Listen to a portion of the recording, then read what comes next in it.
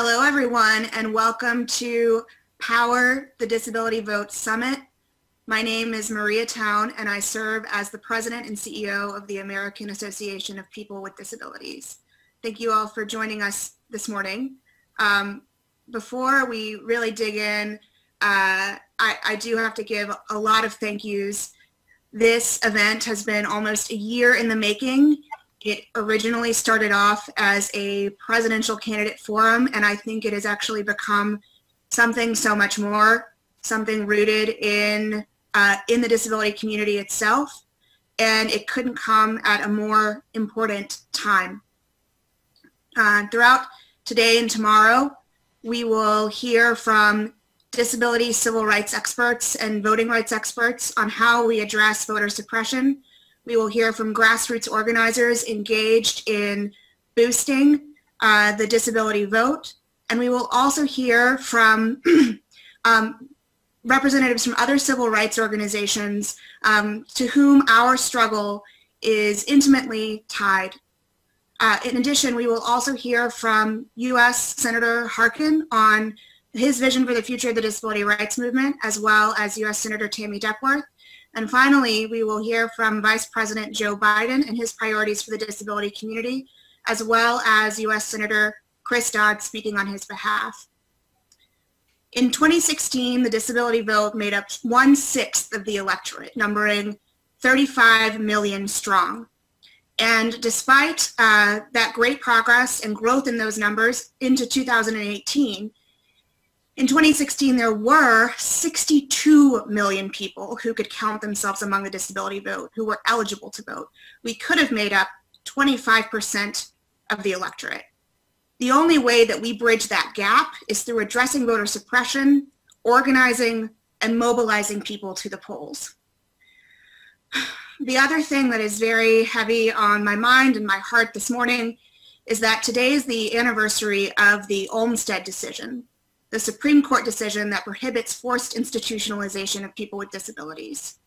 Today, when we vote, and tomorrow when we vote in primaries like Virginia, New York, and Kentucky, we vote for all those people who fought for our right to participate in our nation's civic process. We vote for all of those people who never got the chance to, and we vote for all of those people who remain confined in institutions, unable to extend their rights. This summit also comes at a really important time as we confront two pandemics, COVID-19 and racism. Again, as I mentioned, Kentucky will have a primary tomorrow. Breonna Taylor's killers have not been brought to justice. Kentucky is also a perfect example of how the pandemic is affecting marginalized communities' rights to vote.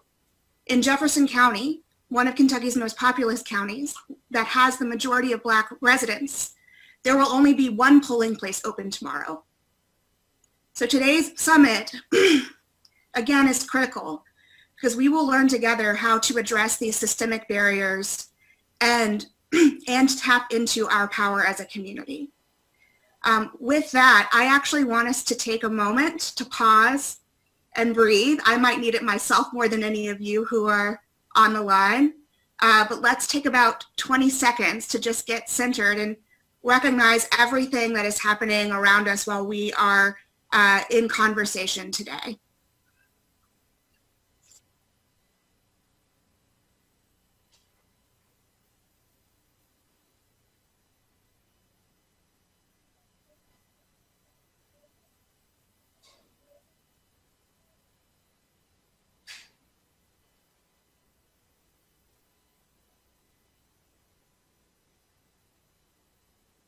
Thank you. And now I would like to turn it over to Bob Kafka, 50-year disability rights advocate, activist with National ADAPT, and founder of Rev Up, who now works tirelessly with AAPD to build this initiative and network. Thank you. Thank you, Maria. Maria reminds me that my own involvement as a disability rights activist, I feel probably more comfortable being on the streets, protesting, doing civil disobedience for disability rights. But what is so timely about this summit is that, like other civil rights groups and some of the panels you'll hear over the next couple of days, is that the disability rights movement is moving not only in the streets, but to the ballot box. I want to quote the godfather of the Americans with Disabilities Act, Justin Dart Jr., who said, "Vote like your life depends on it, because it does." I think those are words that every single one of us should take to heart as we start thinking about our role in terms of influencing the upcoming election, because this next election is going to be determined by turnout. And the disability vote, like Maria said, is growing. AAPD and the staff has done a great job of pulling this together, but this is just a webinar. The real thing is, do we register people? Do we educate them on the issues? And then most importantly, do we get them out to vote, whether it's mail-in ballots with all its negative access issues or in polls? This is so important. And that is why Rev Up, register, educate, vote, use your power. And that is why this conference is called Power, the Disability Vote. The definition of the disability vote obviously is people with disabilities, but it's also other people that have self-interest, family members, advocates, providers, professionals, even bureaucrats that have self-interest on issues. This Rev Up is a non-partisan campaign. However, we are looking at what are the positions of individuals on the issues that matter. Rev Up actually started in Texas, and the kickoff was in Houston, Texas, a place Maria knows very well, when we did the kickoff campaign in February of 2015 at the backdrop of the Road to Freedom 8825 bus, when we announced that AAPD was kicking off a national Rev Up campaign.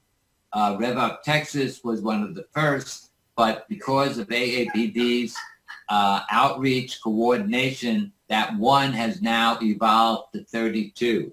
It is so, so important that we hold to heart what Tip O'Neill said many years ago. Many of you may be too young to know Tip O'Neill, but he was a Speaker of the House from Massachusetts. And he said, and I think everybody should paste this up on their wall or social media or wherever you look, all politics are local. What Rev Up is about is not just for the President, U.S. Senate, U.S. House of Representatives. It is basically about state and local. And in point of fact, we can be more influential at the local level if we organize state and local coalitions like the 32 groups. They're not formal 501c3s, they're loose coalitions. And what I hope personally, and I know AAPD, is that this summit is just the beginning of a movement that will take us to National Disability Voter Registration Week, the National Voter Registration Day, and then to the candidate. So I am personally very, very excited about being part of this, but I just want to leave you with something that I feel very strongly, and especially because, and this was purposely scheduled to be on the Olmstead decision. It was based on the Americans with Disabilities Act, which will be 30 years, and Senator Harkin will be interviewed by Maria during this time, that it is so, so important that we think about community integration and how we need to influence policymakers. So I just want to leave you with, in the Olmstead, the chant that ADAPT uses all the time, free our people, and that can be done by turning people out for the ballot box. I'm now going to turn it over to the dynamic duo, and we just had a conversation. I don't know who's Batman and who's Robin. Emily Landau and Kings Floyd. Take it away, dynamic duo. Hi, everybody. Thank you so much for being with us today. I'm Emily Liddell. My pronouns are she, her, hers. Hi, y'all. Thank you so much for joining us. My name is Kings Floyd. Thank you, Bob, for the introduction. My pronouns are she and her, and we are incredibly excited to have all of you with us today to join in this unbelievably historic event for our community. So, as was mentioned in our introductions, we want to start off by taking a moment to honor the anniversary of the Olmstead decision. So, on June 22nd, 1999, Kings and I were just little kids at that point. The United States Supreme Court held that unjustified segregation of disabled people constitutes discrimination in violation of Title II of the Americans with Disabilities Act.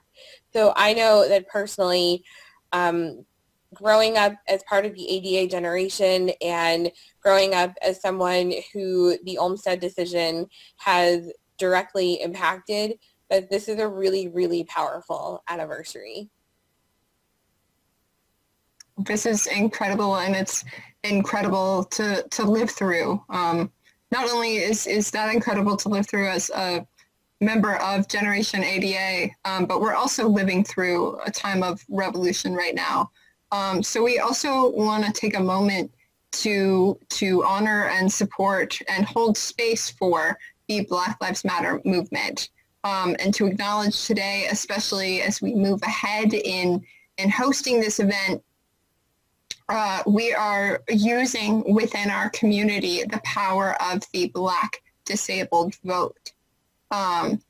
We stressed entirely that Black disabled lives matter. That is something that is important to all of us. And we will be hearing from Darcy O'Neill tomorrow, day 2 in the afternoon, the second session, regarding access in solidarity, and he will speak to that.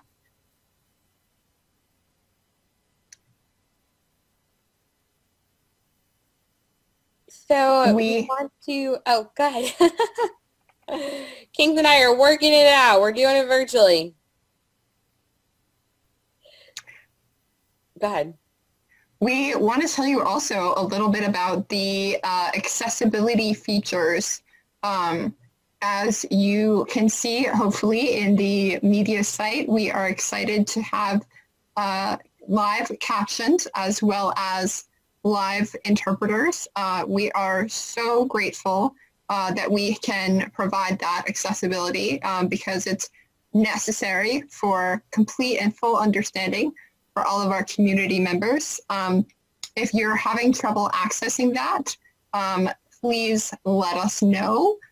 As a reminder, there is the chat box, which is a full feature. Anyone can see that if you are posting in the chat box.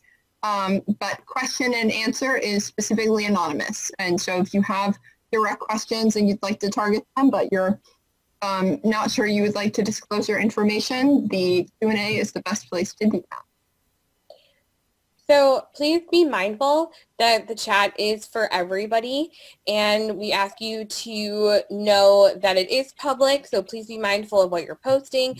As a reminder, just a quick one, there's going to be 2 parts of the summit. So today's part 1. We hope we'll see you again at part 2 tomorrow.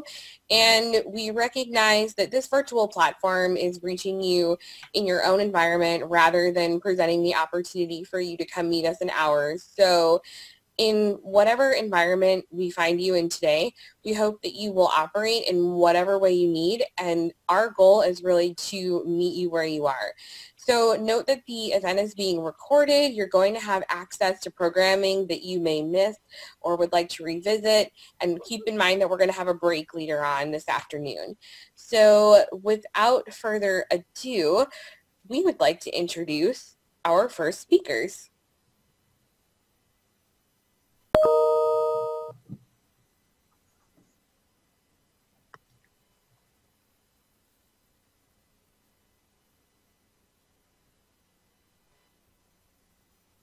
All right. we are excited to introduce our first speaker. We are going to throw it over to Dr. Lisa Shore and Dr. Douglas Cruz of Rutgers. Thank you so much. We're really honored to be here. AAPD does incredibly important work, and Rev Up is a terrific campaign. The voices of people with disabilities must be heard in the political process. So just to say a word about us, we're professors at Rutgers University. We've spent years analyzing voter turnout and other types of political participation among people with disabilities. And today we're just going to give you a quick thumbnail sketch of some of our main findings from several years of research. I'm going to start and then I'll turn it over to Doug. So first, how many eligible voters with disabilities are there? Our estimates show there were 35.4 million in 2016, and in addition, there were 27.3 million people who did not have a disability but lived in a household with someone with a disability. I think this goes back to what Bob Kafka was saying just a few minutes ago.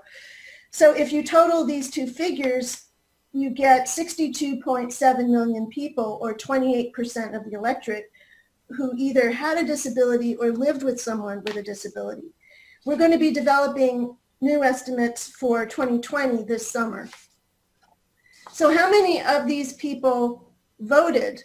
The bad news is that people with disabilities are less likely to vote, and there's been this stubborn disability gap of 6 to 7 points in general elections. The turnout is especially low among people who have cognitive impairments and people who have difficulty inside and outside the home. There are some interesting intersections with other characteristics. So I want to mention gender first. The voter turnout gap between people with and without disabilities in 2016 was slightly larger among women, about 8 points, than among men, about 4.5 points. And basically what that reflects is the especially high turnout among women without disabilities in 2016.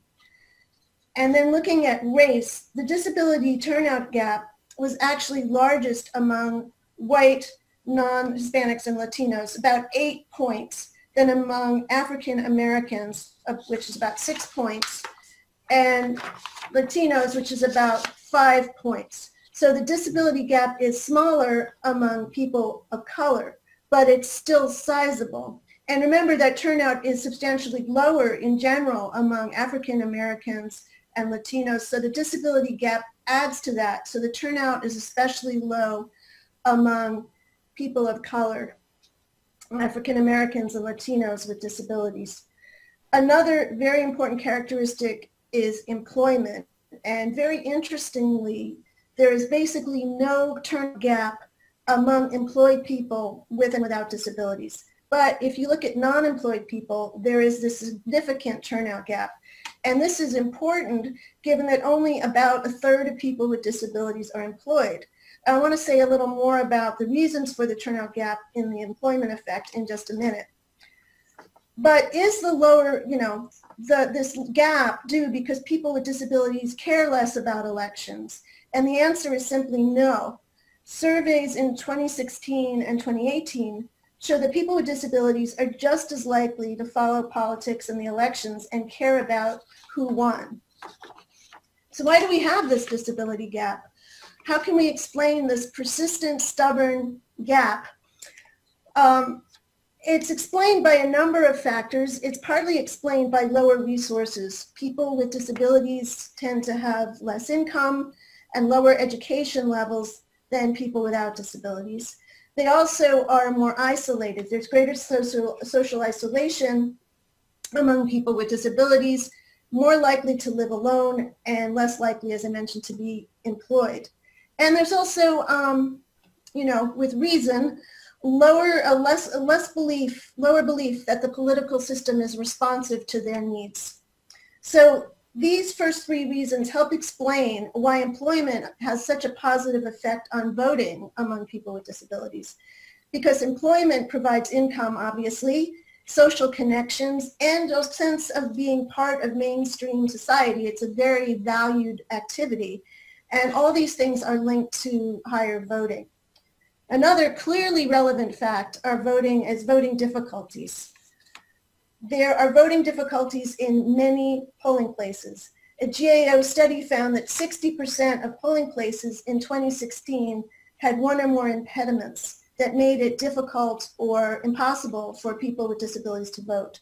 Also, our 2012 national survey found that almost 1/3, 30% of voters with disabilities said that they experienced some type of difficulty in voting at a polling place, and that's compared to only 8% of voters without disabilities. The most common difficulties that people experienced were reading or seeing the ballot, understanding how to vote or use the voting equipment, waiting in line, and finding or getting to the polling place. And inaccessible polling places make a difference in two ways. First, obviously, they make it difficult or impossible to vote, but they can also have psychological effects by sending the message that people with disabilities are not welcome in the political sphere. I'm going to turn it over to Doug now to finish our overview. Thanks. I'm like Lisa. I'm very glad to be part of this very important effort. And again, we're just providing a real quick thumbnail sketch. We want to leave some time, sufficient time for some questions at the end if people have questions. So Lisa has said, people with disabilities are more likely to experience difficulties in voting at a polling place. Well, one response might be, well, people with disabilities can just vote by mail, right? Well, yes, and many do. 29% voted by mail in 2016 of those who voted, compared to 20% of voters without disabilities. Voting by mail may be especially good for many people with disabilities, especially those with mobility problems who have difficulty getting to a polling place. But it's interesting, even with the option of voting by mail, voter turnout is lower among people with disabilities. Also, about 13% of voters with disabilities who voted by mail in 2012 reported some difficulty in doing so, and 11% needed assistance. Now, hopefully that will be made easier this year with all the attention to voting by mail, but there's still people who will have difficulties, particularly those who are blind or have visual impairments. Is voting by mail an acceptable alternative to making polling places accessible? Now, this may be moot for this year. Maybe we'll all have to vote by mail this year, but it's going to be an important issue for going forward in the future. Some pre-COVID survey data showed when people were asked, how would you prefer to vote if you were going to vote, 58% of people with disabilities and 68% of people without disabilities would prefer voting in person at a polling place. So the more important point here is that most people, both with and without disabilities, like the act of going to a polling place to participate in democracy with their fellow citizens, rather than marking a ballot in isolation at home. Now, that's nothing against voting by mail, by voting at home. That's important and that's valuable. But there is still some value that many people find in doing this in public. And I have to admit, being in a wheelchair myself, I like having people see me vote at a polling place. So now for the good news.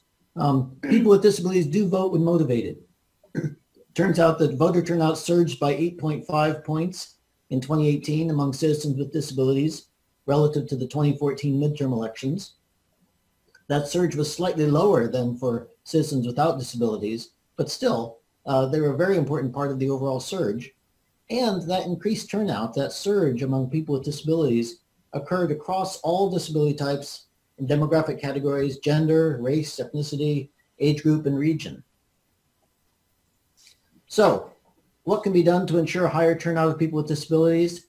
There's a variety of best practices. One, of course, is increased accessibility of polling places and voting equipment, and not only making it physically easier, but sending a good message, as Lisa said. Training for election officials and poll workers, making sure they know how to use the equipment, know how they know how to sensitively treat voters with disabilities. Mobile voting is an interesting thing where the polling places are basically brought to neighborhoods where people with disabilities are. That, you know, it's kind of like an ice cream truck shows up and you get to go vote. Maybe if they gave you some ice cream too, that would help voter turnout. Just a joke there. Voting by mail, we already talked about that a bit. Voting by mail can be very valuable for many people with disabilities.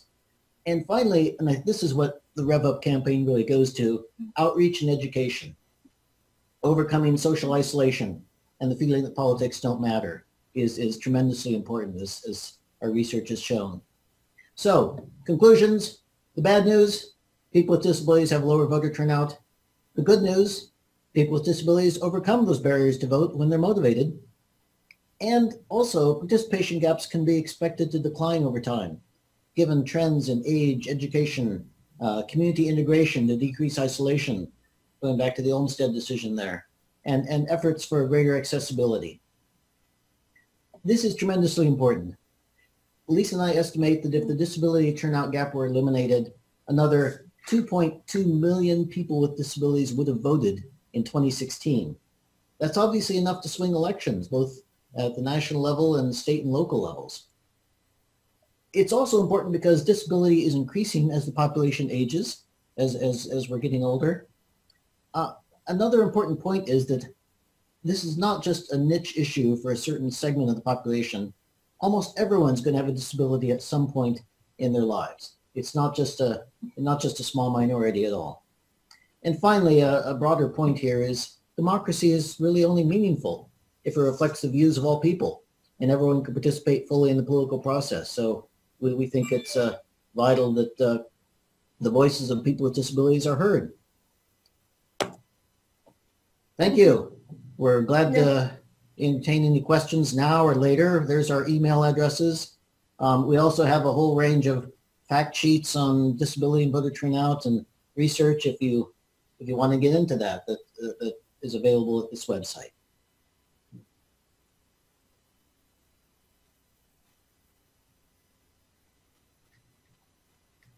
Thank you so much, Dr. Scher and Dr. Cruz, for sharing this insight on the history and future of the disability vote. And we're really, really grateful and excited to carry this perspective into the rest of our summit.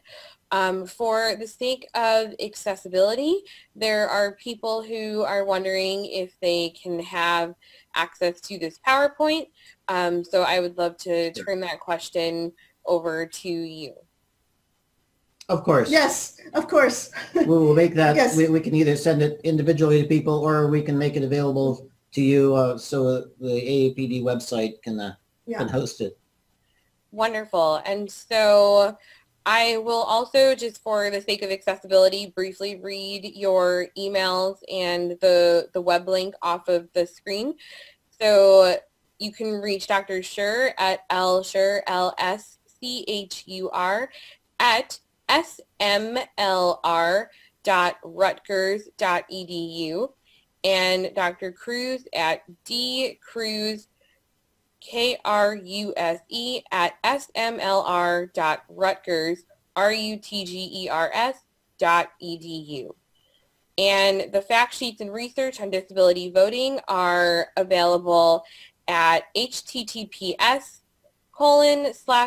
you know what? I just saw a comment. We're going to put these in the chat instead. Wouldn't that be more accessible than me reading them? Ha ha. I will make sure we take care of that. Sorry to cut myself off mid-hyperlink.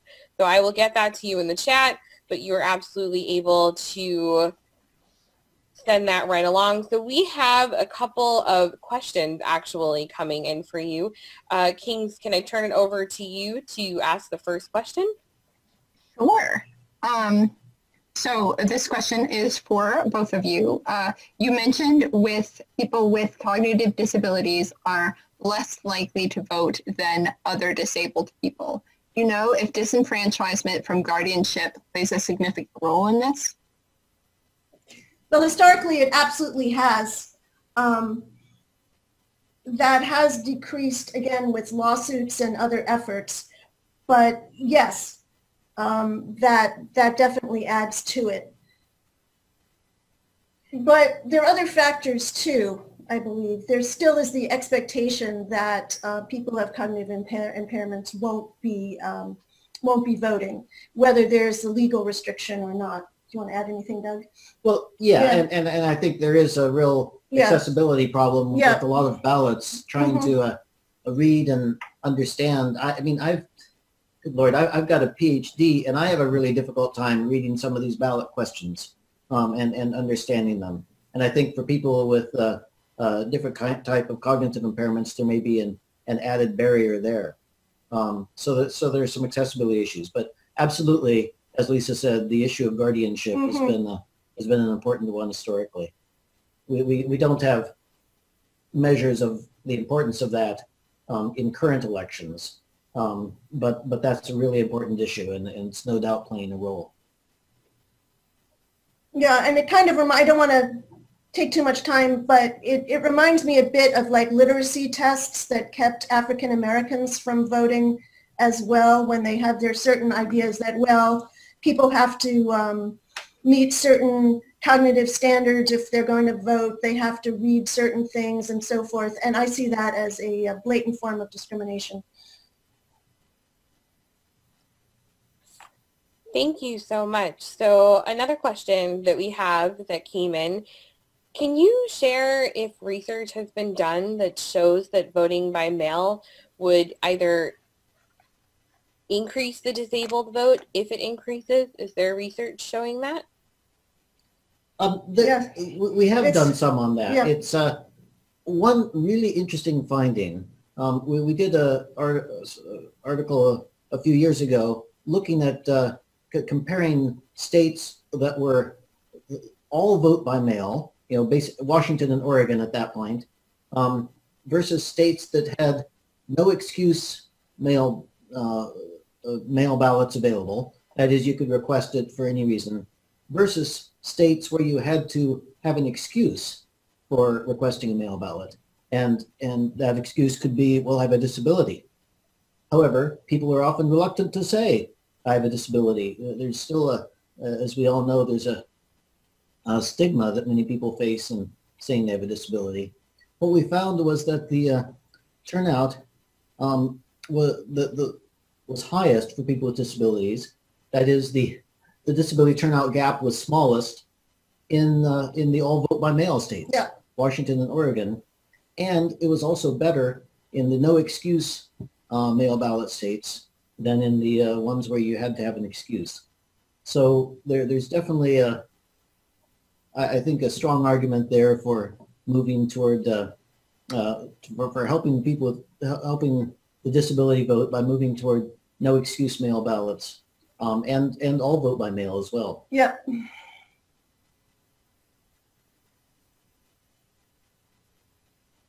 Oh, and one more thing was that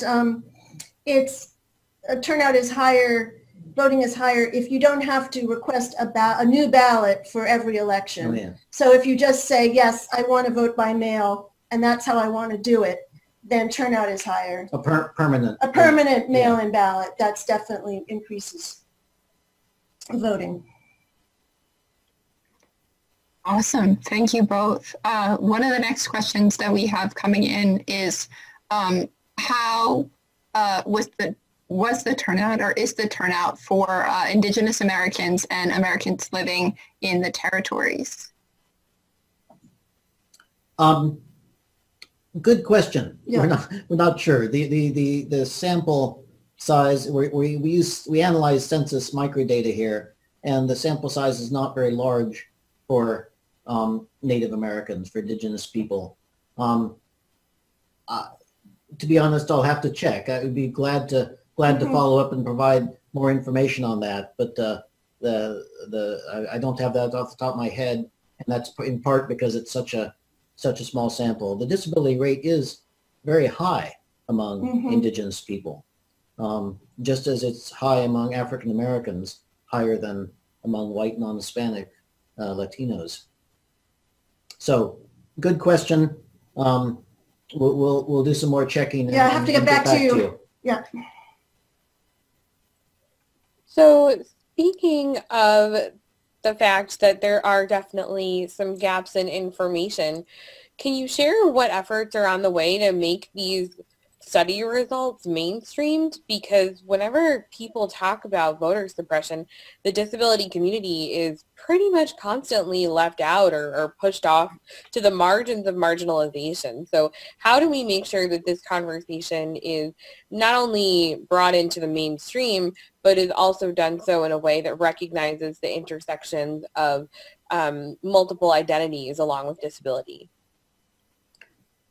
That's a great question. Yeah. Well, first of all, efforts like this, like Rev Up, I think can get a lot of good attention.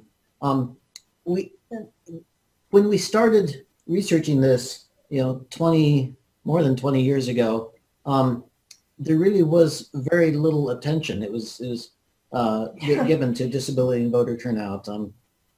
Since that time, there's been a lot more. In 2016, Lisa reviewed some of the, we did some projections of the disability electorate, saying that there would be 35.4 million people eligible to vote. That actually got some good attention with the, there was an article on 538.com. It got cited in the New York Times. It got cited in the Los Angeles Times. And we're hoping that, doing those electorates, we can get similar attention. I mean, that's just a small part of the attention that needs to be given to this, of course, but the media are much more open, I think without question, than they were 20 years ago to the role of people with disabilities in voting. But yeah, how to get this word out, make this part of the mainstream media discussion is a great question. So another factor, I think, is lawsuits. And we've worked with the ACLU, who've been bringing lawsuits about voter suppression. And they reached out to us and wanted to know information about the effect of voter suppression on people with disabilities as well. So I think an intersectional approach is really important, looking at the effect of voter suppression measures on African Americans, on people with disabilities, on other groups that are affected by this. So hopefully with legal action as well, we're going to see more concern and more awareness of what's going on.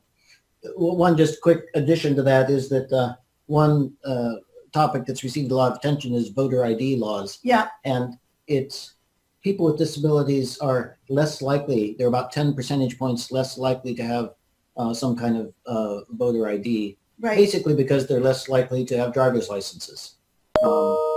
A majority of people with disabilities have driver's licenses, but they're still less likely than people without disabilities to have driver's licenses.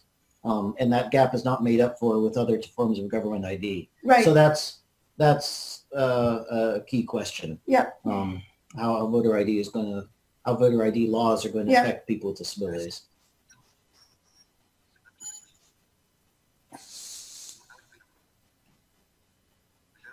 Kings, you're muted. Always appreciate that heads up. Thank you. We appreciate all of your patience as we are working out the nuances of a virtual presentation.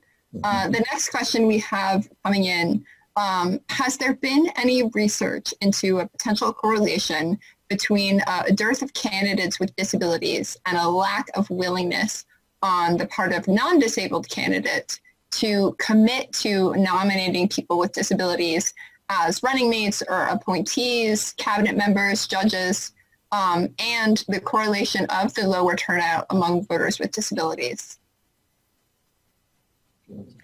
Well, I'm kind of addressing this, coming at it from the side, but a big plan we had for this summer was to interview candidates with disabilities and to talk to them about what their issues were most important and what they felt about that precise question. And unfortunately, the COVID pandemic hit just as we were kind of getting ready to roll this out. So that particular research project is on hold at the moment. But, yeah, but we can still talk to this. Go ahead, well, Doug. to answer your question, no, we really don't have Yeah. good data in the past. We did do a fact sheet this last year, which is on our website, about the politicians with disabilities, or elected officials with disabilities, I should say.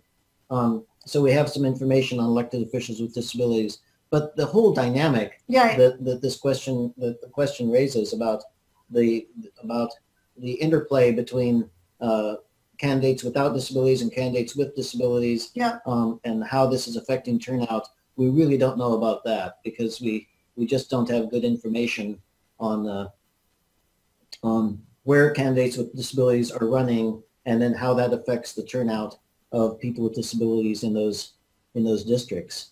That's an excellent question. Yeah, and that's it really something is. we're just starting research. We hope to do this research, as Lisa said, with Richard Scotch of Dallas and Sally Friedman of the University of Albany.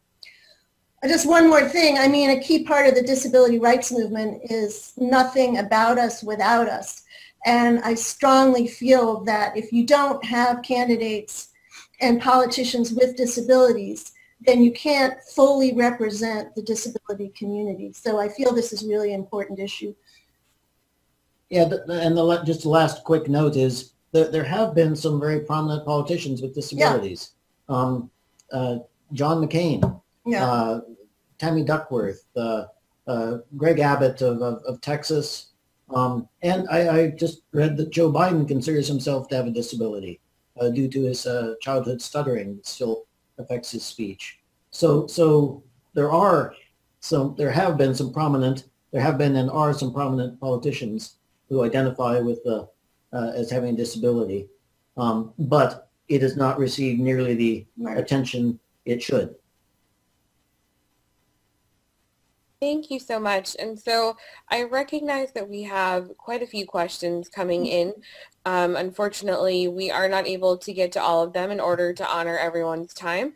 However, I will wrap up with one final question.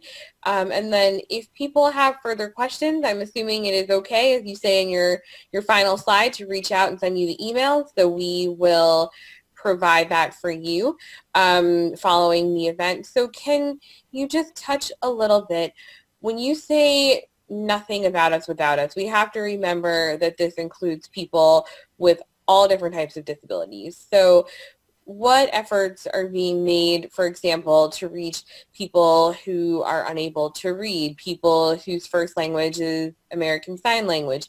How is it that we can sort of bridge that gap between the typical ways that people access voting and the ways that we still need to provide access? You want to start? Okay. I can mention the Minnesota law. Sure. So we were involved, excuse me, not to an enormous extent, but we were involved in a lawsuit in Minnesota where the voting commission prohibited a person from assisting more than 3 people in voting. And in Minnesota, there are a large number of people for whom English is not their first language. And it also, this law also affected people with disabilities. So this, this group brought this case and it's been struck down. So allowing that kind of more flexible way of doing things is a way of, I think, increasing turnout among people who, English is not their first language or they have difficulty reading. That's not to say that people shouldn't be as independent as possible in voting, but for people who might need some assistance, it should absolutely be available. And the question is a really good one about what kinds of strategies can be used to make sure that people are able to get the information and resources they need. That's a wonderful question. That's something that we don't have any special knowledge on. We're kind of number crunchers here. We figure out what the trends are and what the reasons are. But in terms of political strategy, we're not political strategists. So we welcome other people, other ideas from people as to what can be done. Oh, one idea, and again, I'm not an expert in this, but is what happened in South Africa after apartheid. And there were pictures of candidates. And I think having the actual picture of the candidates so people can look at a picture might actually be helpful. Making it a lot easier. Making it a lot easier for people who have limited literacy skills or for whom English is not a first language. Yeah. Thank you so much. So we just want to note very quickly that some questions may be addressed in upcoming segments. So we're going to address them as much as we can as the event proceeds. But thank you. And I will now turn it back over to Kings. Hi all, thank you so much. So we want to take a quick second just to check in with our audiences. We are engaged on a lot of social media platforms, and we would love to hear from you all. Where are you coming to us from today? Is it a home office? Is it your bedroom? Is it a shared kitchen space? Send us a picture, tweet us. But then also, we're looking for the first time you were either involved in a disability advocacy event, that is a protest, a rally, but also when was the first time you voted?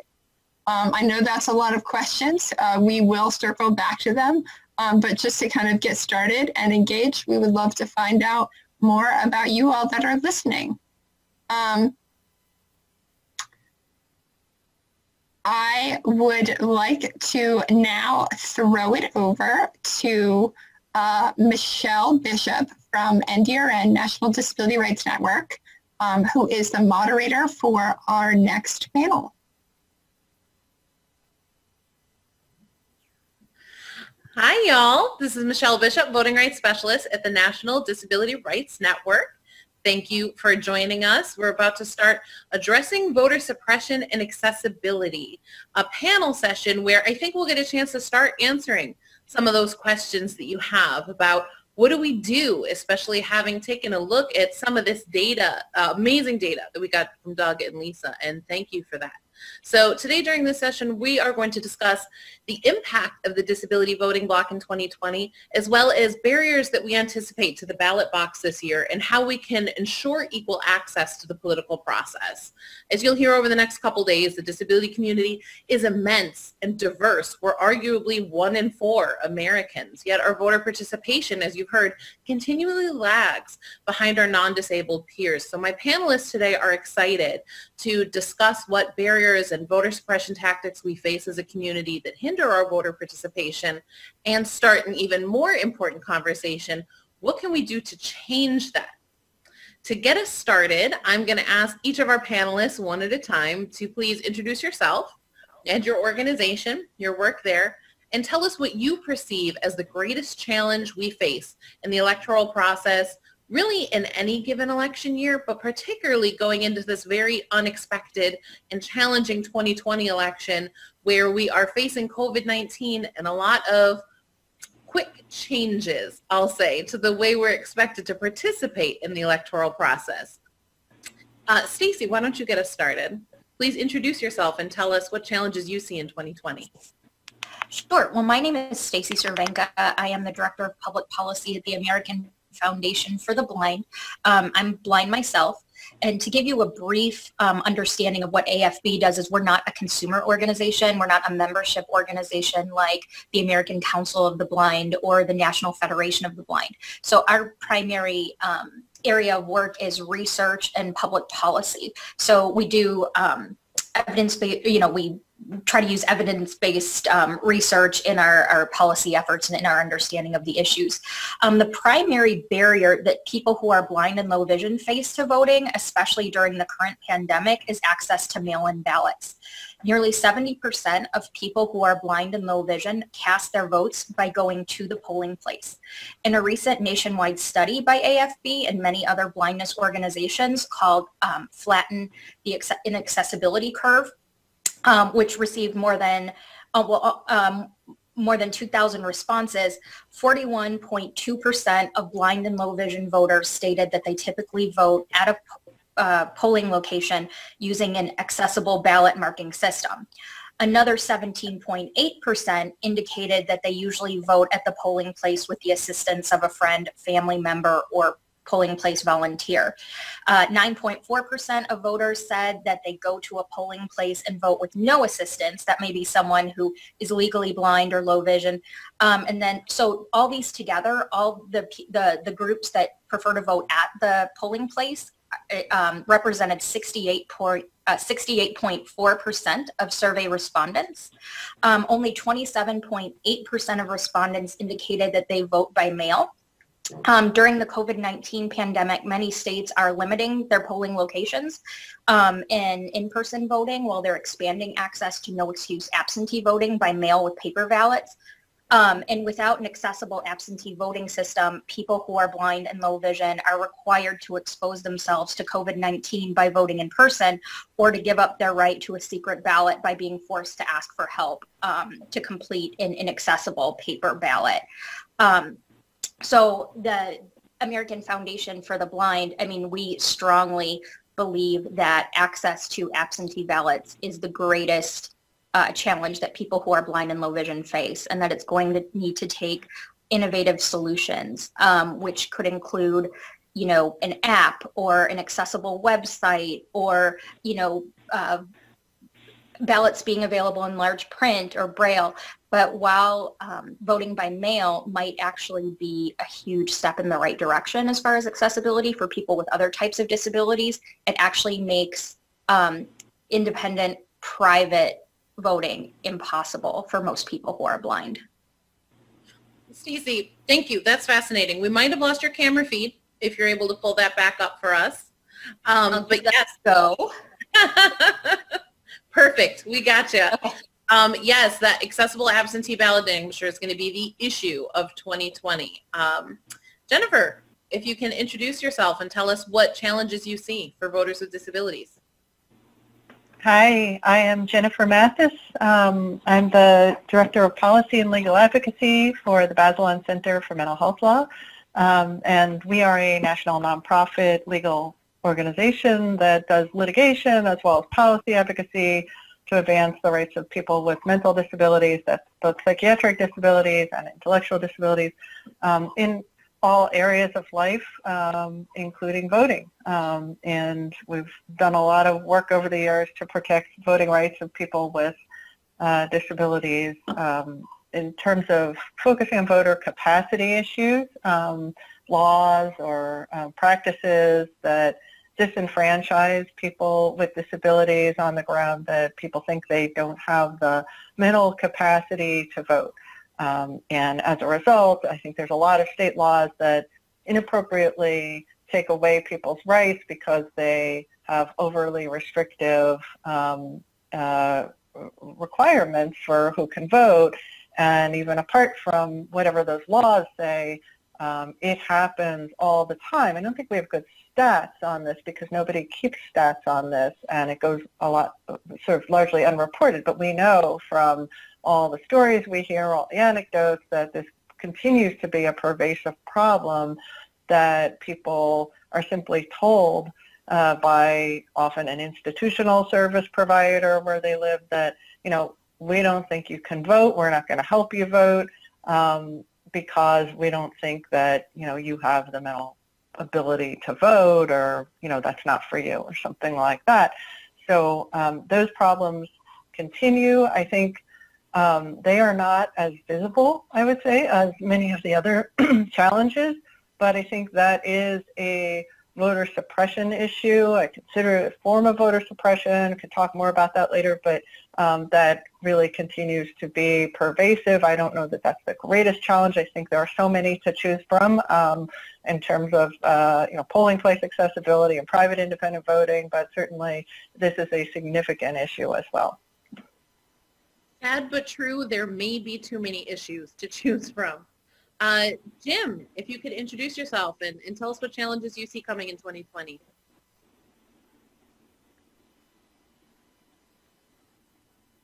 Hello, everybody. I'm Jim Dixon. I co-chair Nichols Civic Engagement and Voting Rights Committee. I think the issues are, one, inaccessible mail in voting. Two, there are going to be lines for those who choose to vote in person. And so if you're going to do that, you need to be prepared to be there for a long time. And the other problem is that there's not going to be a lot of conversation from the candidates about our issues. And I think that that is in a kind of voter suppression, because people with disabilities will be saying, what's in it for me? Where's the connection? Who do I pick?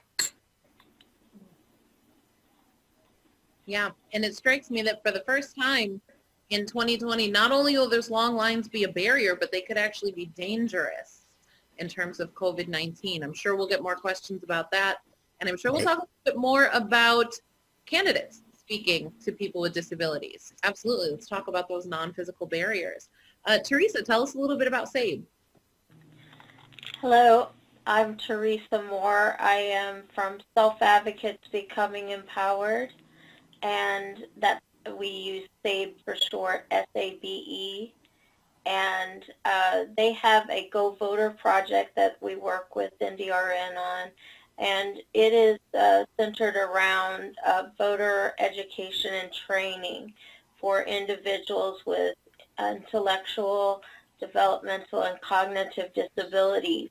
And our focus is on building the confidence of the voter, working around some of the issues that some of you have identified, such as guardianship, other cognitive needs that they might have at the polls, learning how to use the machines that are available to them, and to be active in civic participation, such as being poll workers or poll judges, and getting the behind the scenes, how it works. And also the project focuses on a relationship between a self-advocacy organization and the protection and advocacy organization in that state, working together, presenting the information together. It provides the voter connection that we're searching for, as far as that confidence and helping them to understand that the things that are affected when they vote and don't vote, and how important they are to the process, and making sure that they do know that voting is a right that we want them to have, and how it works in their state, whether guardianship is affecting voting rights or whether there's limited guardianship. We help them to ask those questions if they don't know the answers, to look into other restrictions that might affect their lives, and access to information being one of the key issues for individuals if they live in settings. Sometimes is just even getting their mail, and people realizing that it is their right to receive that mail, and not having their voting information thrown away before they have a chance to look at it and make up their own mind about what they're seeing and what they're reading and what they're understanding.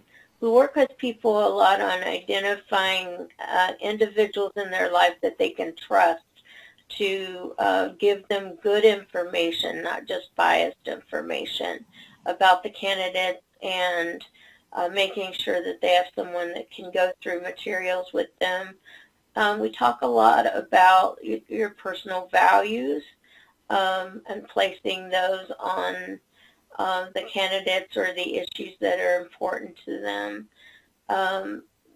Probably you have heard many of the issues that cross, I believe, all of the different disability communities around access and the privacy of receiving information when they do vote at home, and having that person they can trust to help them with that, and giving enough time to voting, because it does take time to go through things, and to think about what is your opinion, not what you see on TV. That's only part of the picture. That's somebody's opinion of the picture. What's your opinion? And placing true value on that, and having individuals in their life believe in them and that they have the right to vote. Well said, Teresa. I wish all of our voters knew exactly how important they were in this process and how much their voices truly matter. And finally, our last panelist, Layla, please introduce yourself and talk to us about your priorities for 2020.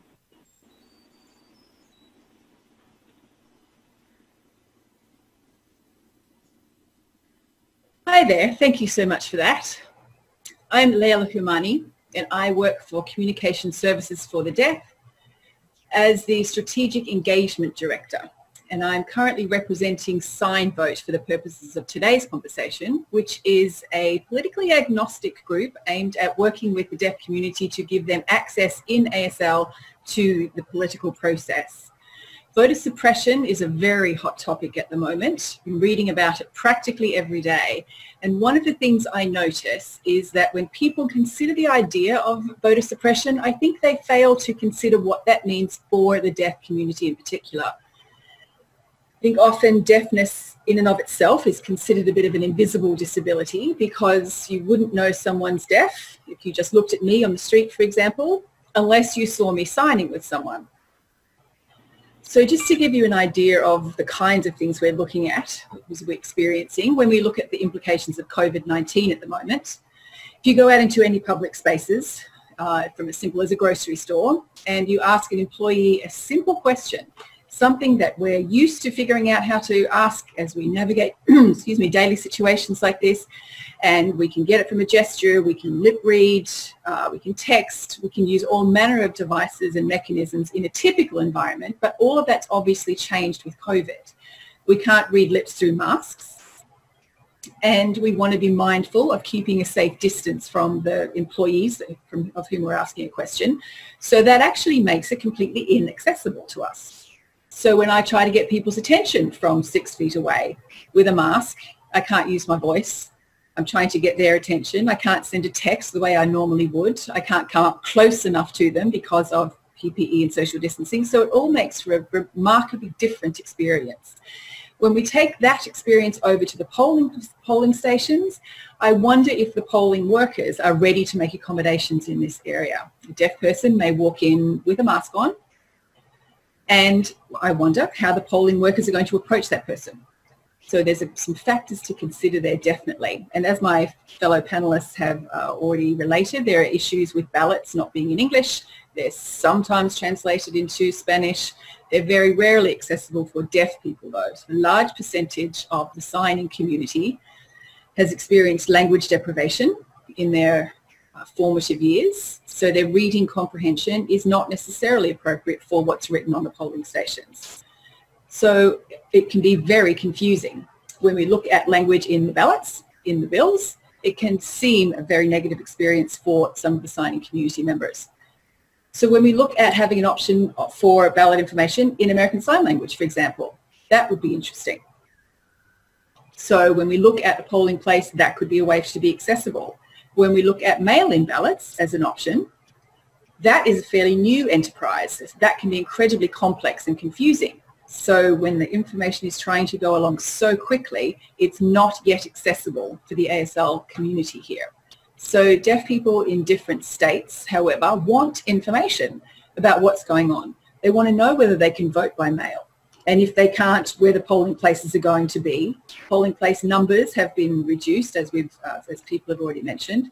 So, and all of that information is happening so quickly, either by spoken English or in written English.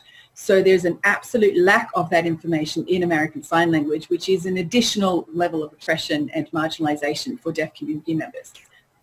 So I just would encourage all of us to continue remembering deaf people in the discussion as we look at how to make polling in general and the election in particular accessible.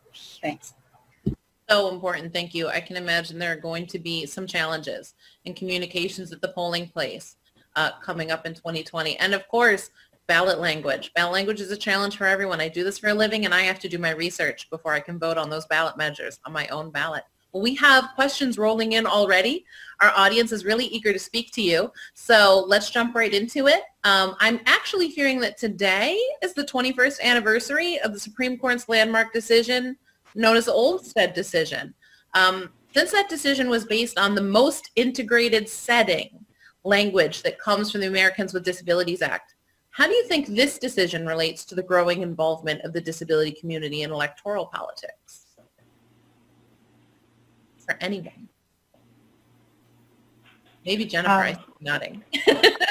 Sure. Well, yeah, this is Jennifer. So, I mean, that's a fascinating question. And I think, you know, sometimes we've thought about the most integrated setting as applied to voting and what that means. And I think, you know, in general, most of us have really advocated for certainly people's choice to go to the polls should they want to, and that becomes an issue a lot of times, particularly for folks who are in institutions that, you know, they are told, sorry, we're not going to take you to the polls. You know, you don't have privileges this week, or, you know, especially in a sort of like psychiatric hospitals tend to have these very rigid level or privilege systems where you can't go out by yourself or you can't go out with staff under certain circumstances, or sometimes it's just that they haven't decided what privilege level you have for the day, and so you can't go out. And so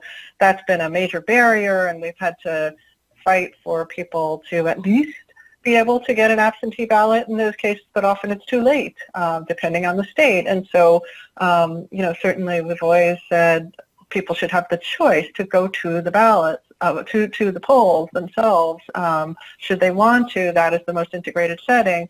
Obviously, given the issues that are coming up now, I think, you know, what does that mean in terms of a COVID era election? And I would say, you know, certainly people should still have the choice to go to an integrated setting to vote and go to a poll, but they should also be able to vote, you know, safely and effectively from, you know, in whatever manner they want. And so if that means, you know, being safe is, you know, not going to the polling place, then that should be allowed. And I think that, you know, in general, it seems like the question's aimed at a broader conception also of integration, community integration, which is really about ensuring participation, full participation and voting opportunities for everybody. And certainly that is absolutely true. That is kind of, I think the franchise is more than anything else the foundation of being able to make your integration rights, your Olmstead rights a reality. Until people get their rights at the ballot box, it's hard to preserve all their other rights. This is Jim.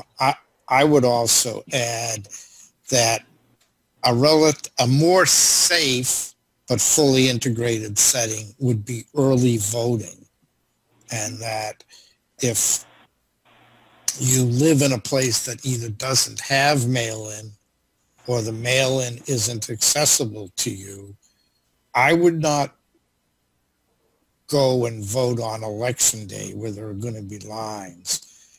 I would, on the second or third day of early voting, I would want to go to an early voting site. They tend to be much larger physical facilities, so there is plenty of safe space.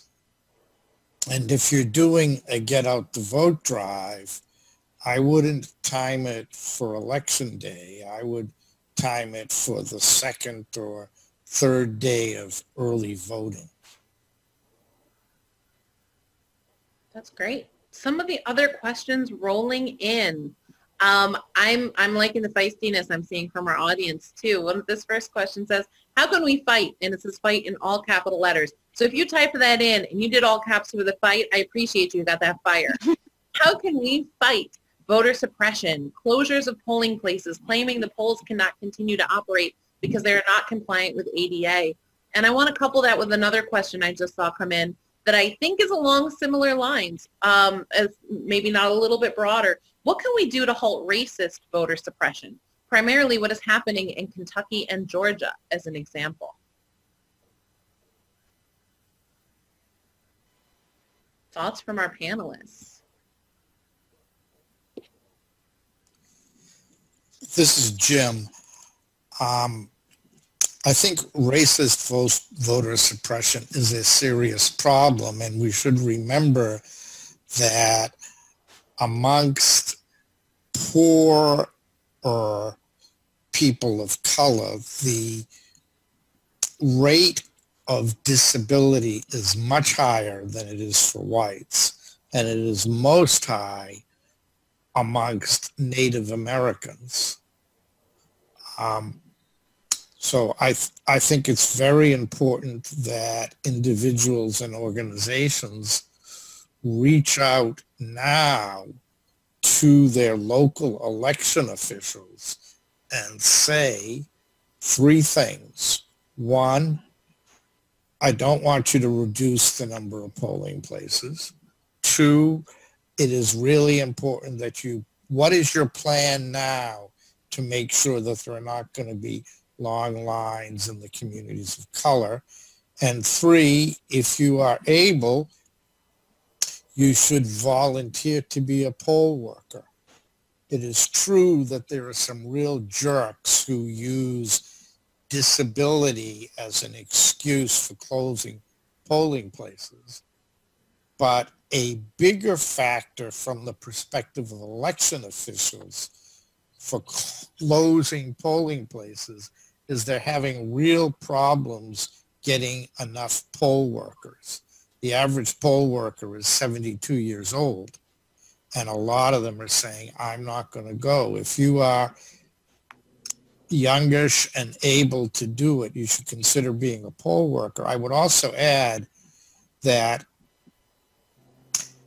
I think we should be calling for counties, city, and governors to use existing state employees to be poll workers.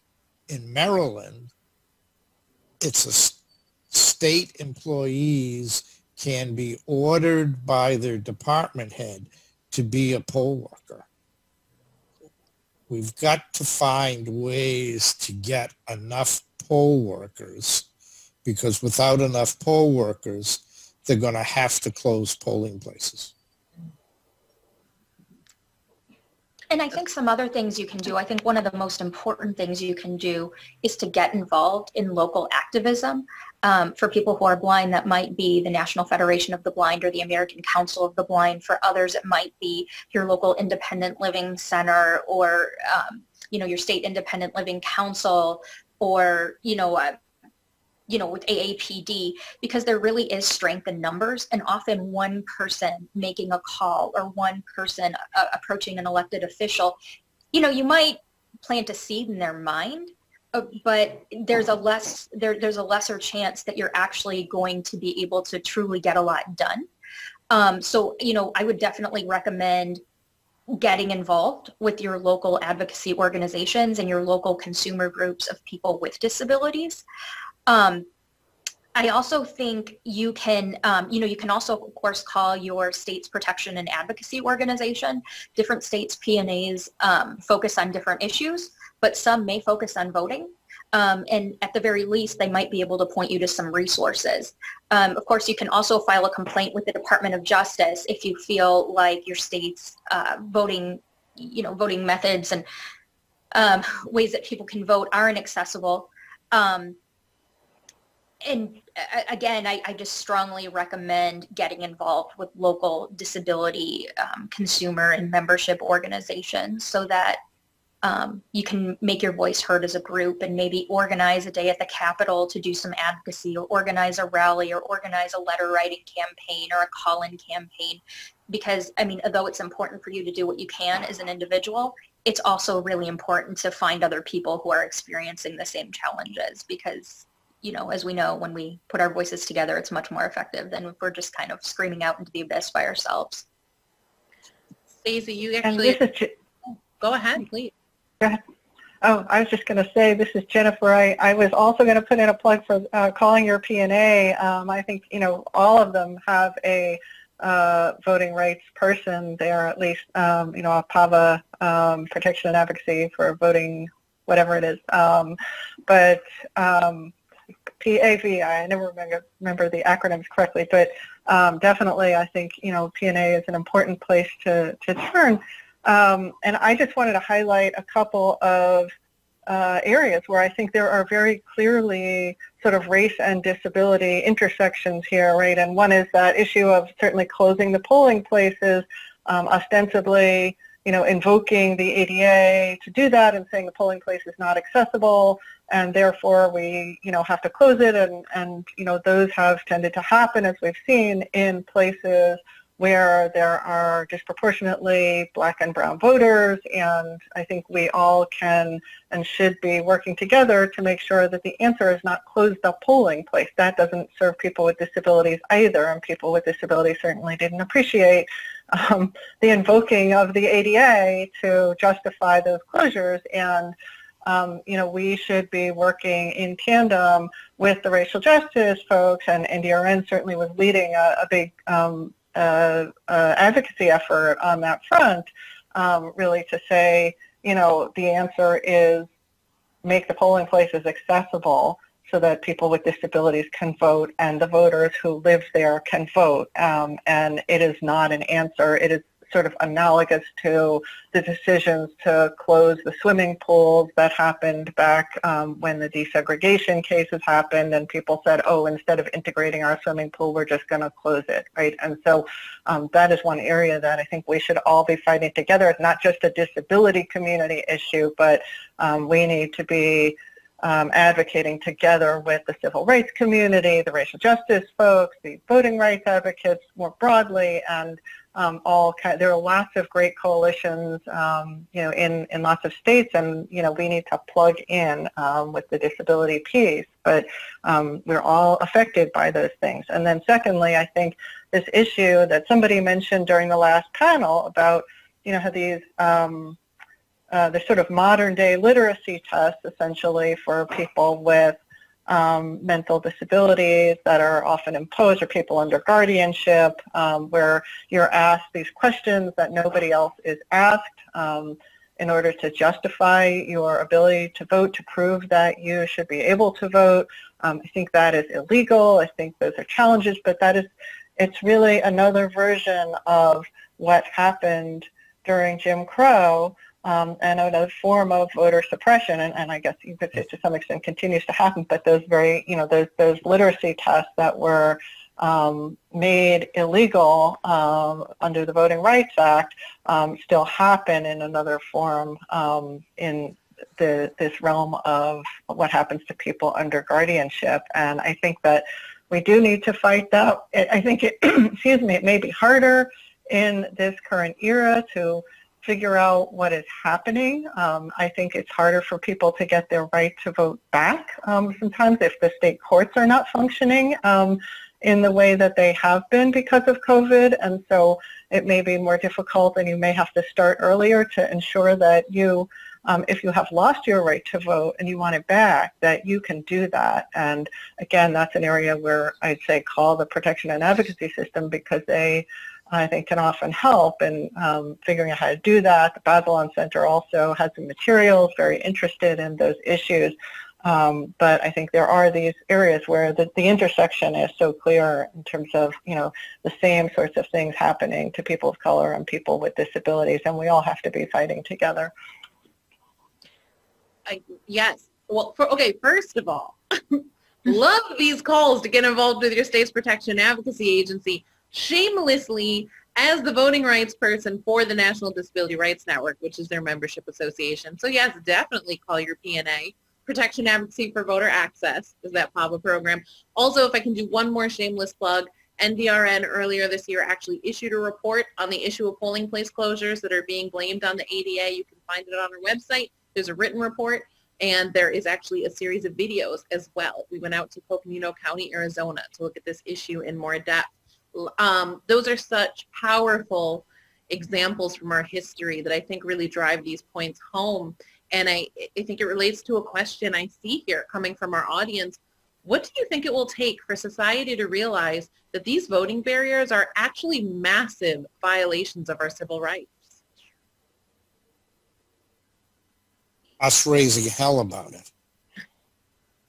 Yeah, I think a lot of people in the general public don't know because they don't really think about people with disabilities. And so how we vote has perhaps never crossed their minds, or they infantilize us. So they don't think of us doing adult things like voting or having strong opinions. So I think educating the public is extremely important. Of course, educating legislators is also important, and not just the accessibility of the accessibility of the machines that are at the polling place, the accessibility of mail-in ballots, ensuring that voters have adequate transportation to the ballot or to the polling place.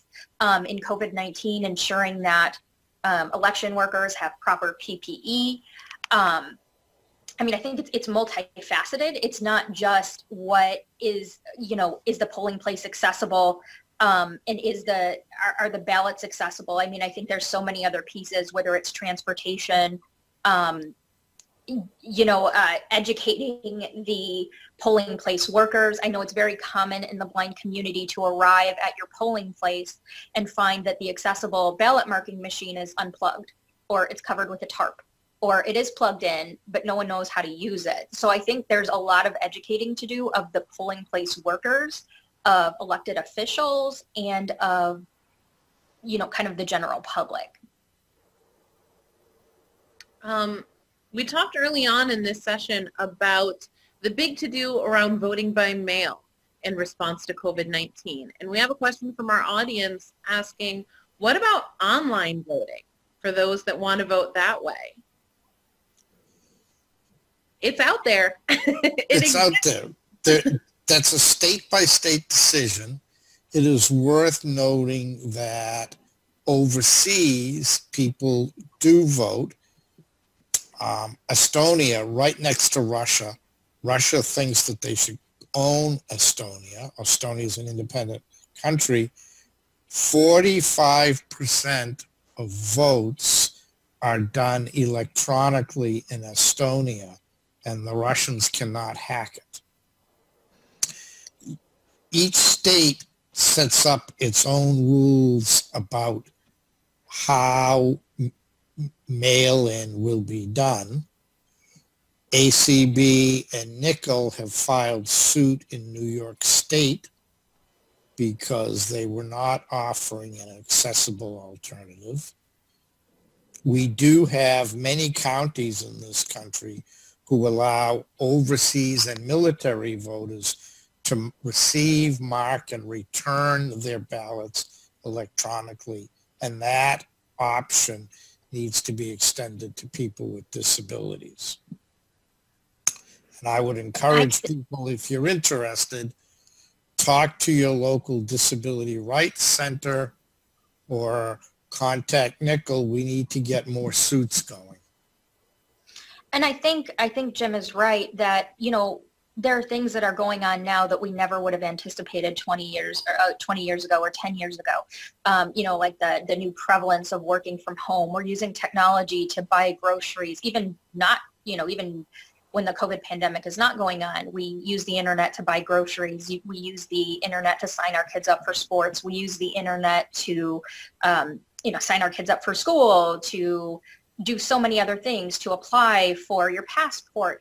So I think, it's not inconceivable that in the next 10 or 15 years, we may find that voting online or voting with an app is an option. I mean, obviously, we're going to need to take this in a case-by-case basis and ensure that the websites are A, accessible, and B, secure, because, you know, we want to make sure that what we do, you know, when we vote, our actual vote is being communicated properly. So there will certainly be some security issues that we'll need to address, but I would not be surprised if, again, in the next 10 to 15 years, there are some sort of apps or websites or other mechanisms that people can use as an alternative to mail-in or going to the polling place. And this is Lisa. Can you hear me? Yes. And this is Layla, if I could comment next. Thanks. Yes, and Layla, I have a question specifically for you as well. So let's hear from Teresa, and then Layla, you're going to have the floor.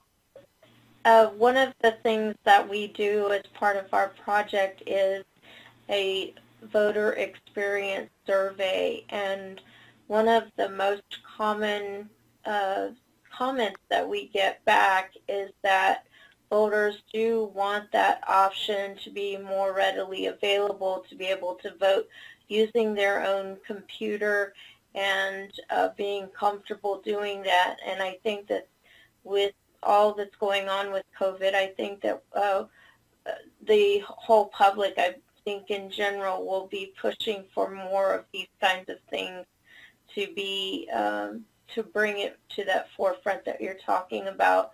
But it is very common on our surveys that voters with cognitive and other disabilities have expressed the desire to be able to vote from home and not have the stresses of transportation and other issues to come up, and that would allow them to be more private and to also take more time when they need it. And then Layla, I want your thoughts on all of this, but then also can you touch more on language deprivation, an issue that you talked about early on, and how that affects a voter's ability to understand the electoral process and how they make that decision about how to vote and understanding what's on the ballot and what we can do about that.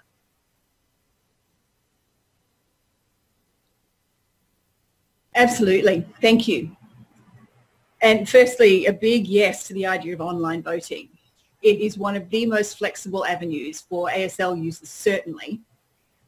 And at the polling places with those ballot machines, they can be just incredibly limiting in their accessibility. There's no videos on how to use them, etc. And in an online format, you have so many more options. Then looking at how we as a community look to the idea of reducing voter suppression, and for deaf people in particular, but with anybody in the big picture of this, I think we should be pushing local media and news outlets to ensure that they are providing ASL interpreters and visual mechanisms on the news. We're seeing a lot more of that in the current environment, which I think is outstanding. And yet, ironically, we're seeing more of that at the local level, but not at the national level, because none of the press briefings hosted by the White House are currently accessible in that format. They don't have interpreters. And there's some organizations within the deaf community like DPAN who have taken it into their own hands to deliver that, and they do stream an interpretation with the White House press briefings, but that's an additional charge and an additional burden to entities like DPAN, because it ought to be the White House. And I'd love to see things like all of those press briefings automatically having ASL interpreters included, and presidential briefings, all of this, the current political debate should all be ASL interpreted. I think all of that is a big part with when you think of the idea of nothing about us without us. So we want to maintain that mindset, that framework of everybody having the same rights, which we don't currently see as equally exercised. So you see lines at the polling places, for example. There are people who are deaf or hard of hearing in those lines at the polling places, and the poll workers sometimes communicate with the first, dozen or so people in line and give information that gets passed down the line. But are they keeping in mind that not everybody in that line can hear them?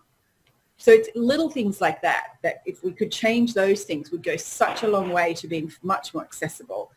When there are updates, the poll workers considering walking down the line with a piece of paper and writing the note if necessary, making eye contact with people so that anyone who hasn't had the opportunity to hear the message can see the message.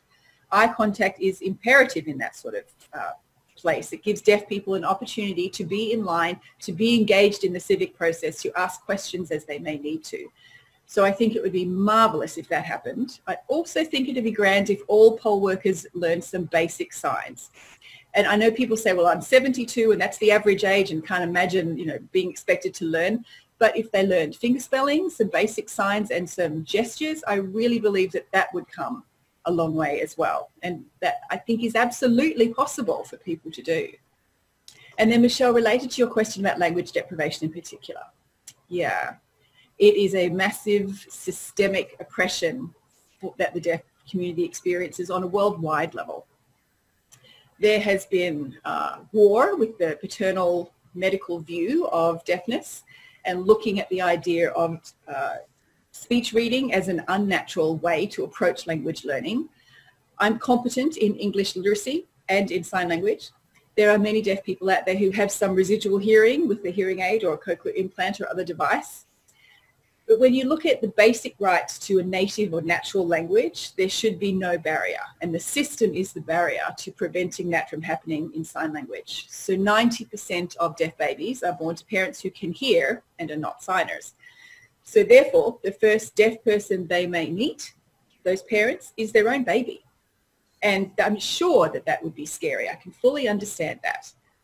But if they have a deaf baby, the doctors should be giving them not just the current medical solutions and tools about the audiology of that child, but they should be considering factors that really look at the whole child, and the idea of a visual language for that child at no cost could very easily be provided. The deaf community has a lot of role models and advocates working in this space, people in different fields of life that are there ready to welcome that deaf child and to have them be part of the deaf community as well as the family and the hearing community. So all of those are features of systemic oppression that the deaf community in particular has to deal with. And like I said, there are some deaf people who have some vocal and audible abilities. That's fine.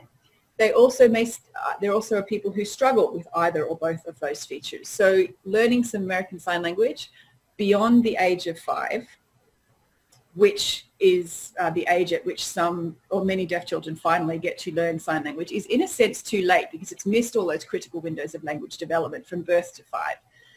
And if you haven't mastered a language by the age of 5, science suggests that you will never fully master, never fully become competent in literacy in English, because that will come as a second language.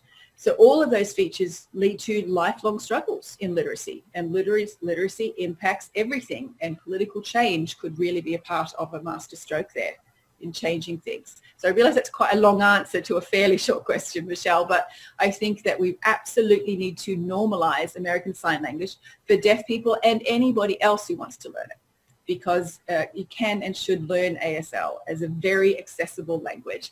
And particularly now with COVID, you're seeing more people signing. We're going to be 6 feet away. You can't necessarily hear people at that distance, but we can sign at that distance. We can sign through glass windows and still have communication and conversations. So in a way, if everybody was at least familiar with sign language, I think that would go a long way toward equalizing. Thanks. Okay, I think that was a fantastic answer to a short question. So no need to apologize for that. We are about to wrap up. We're getting close on our time. So Michelle, can I make one last point? Sure. We've raised a lot of issues, and our issues are not part of the media discourse.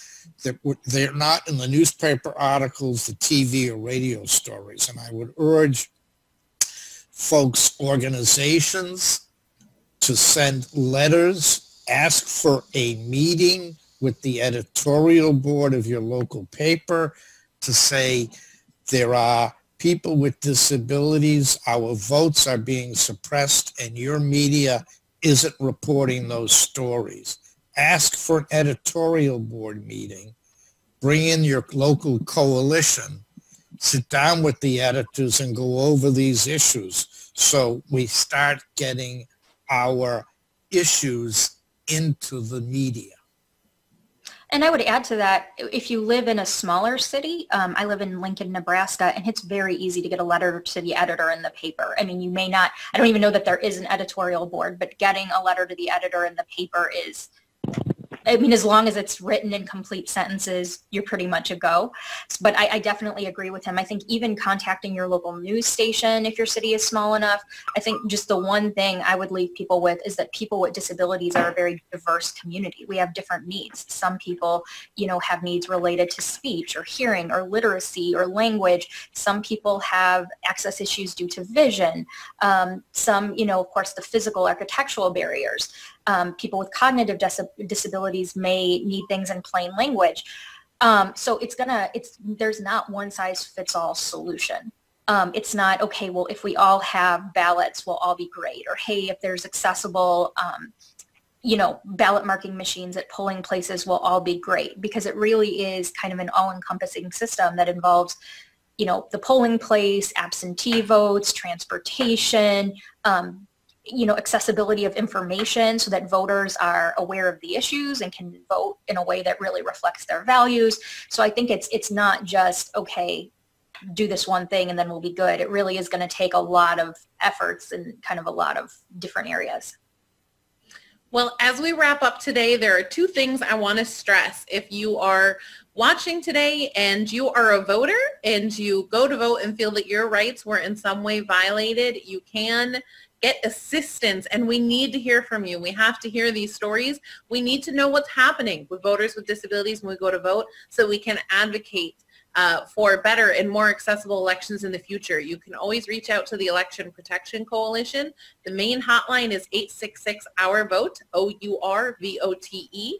There are also additional hotlines that support other languages, including Spanish and several different Asian languages, usually about 9 different languages when it's possible. You can also, of course, shameless plug, reach out to the PNA in your state. You can find your PNA at ndrn.org.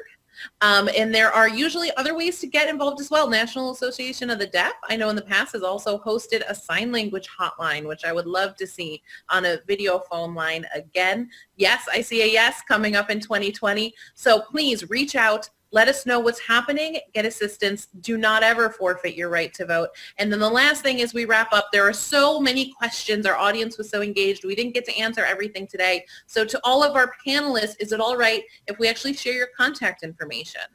Yes. Absolutely. I'm getting yeses. Oh, wonderful. Thank you so much. This has been fantastic. And I look forward to joining the rest of you for the next session. Thank you. Awesome. Thank you so much to Michelle and all of our panelists for an unbelievably powerful conversation about voter suppression in the disability vote as well as other communities and the vision for accessibility kind of problem solving, moving that forward. I know I personally learned a lot. Emily, what did you think? I am always happy to hear people talk about access to voting and talking about the different ways that we can address some of the barriers that we're facing and how we can problem solve. And I know that I would love to hear from everyone at home. So what did you learn? Did something surprise you or not surprise you? You can let us know in the chat, or you can let us know on social media. We're using hashtags #CryptTheVote and RevUp and PowerDisVote. So there's lots of ways to engage, and we'd really love to hear what it was that you got out of this session. I was definitely surprised at all of the multi-layered complexities of not only the literature perspective and language access, but also, you know, what voting by mail means for some and not for others. That was definitely a big takeaway for me. I agree, and I think what I wasn't surprised by is the fact that a lot of disabled people aren't often thinking outside of their own access needs. You know, we need to be thinking about the fact that, for example, people who are going to vote by mail may not be able to do it in the same way that I may be able to do it. And so I think that we really need to be taking into account the fact that there's a real range and diversity of needs within the disability community. There's no one right answer. I know that later on in the session we were talking a little bit about even voting online or voting by app, and wouldn't that be a great thing? But that raises its own accessibility issues. And so I think it's so great that we're able to have spaces like this where we can talk about these things and really get down to what are the access issues, how can we maybe solve those access issues, and what can we do to get out the vote in the meantime. I completely agree. It also, brings up the question for me specifically, why, what are the challenges of voting, not just for kind of the disability community, but the history of the challenges of voting? We have different timelines for different communities who were allowed to vote at certain times in history. Former slaves were allowed to vote in 1870. Women were allowed to vote in 1920. It was only in 1971 that it was 18 and older that you had to vote. So there have kind of been all of these shifts and change in the communities that are allowed to have a say in this. And I'm really looking forward to seeing how a new generation can expand the voter access.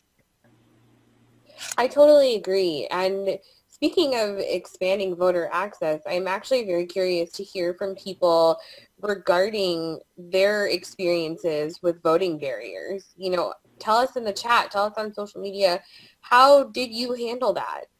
I definitely want to know. And I also want to know, Kings, have you ever experienced any voting issues in particular, whether voting by mail, an absentee ballot, or voting in person? Have you had any access barriers to voting? I know personally, I've had several. One in the fact that I use a mobility device, a power scooter or a power chair.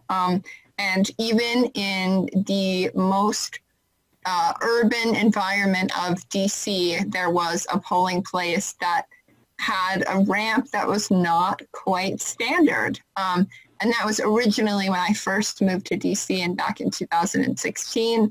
I also found the biggest barrier, though, I was able to get down the ramp was the attitude of the poll workers and kind of their inability to see my want to register a vote as an act of independence.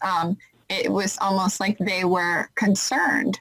And I think that shows a lot of the doubt and the judgment that we put on other people when we're considering society in general, but then also just how we're treating other people when it comes to their individual rights. What about you? Have you experienced voter suppression or inaccessibility personally? Yeah, I mean, I think for me, the biggest issue is that my polling place is really so close, so it's not super hard for me to get to.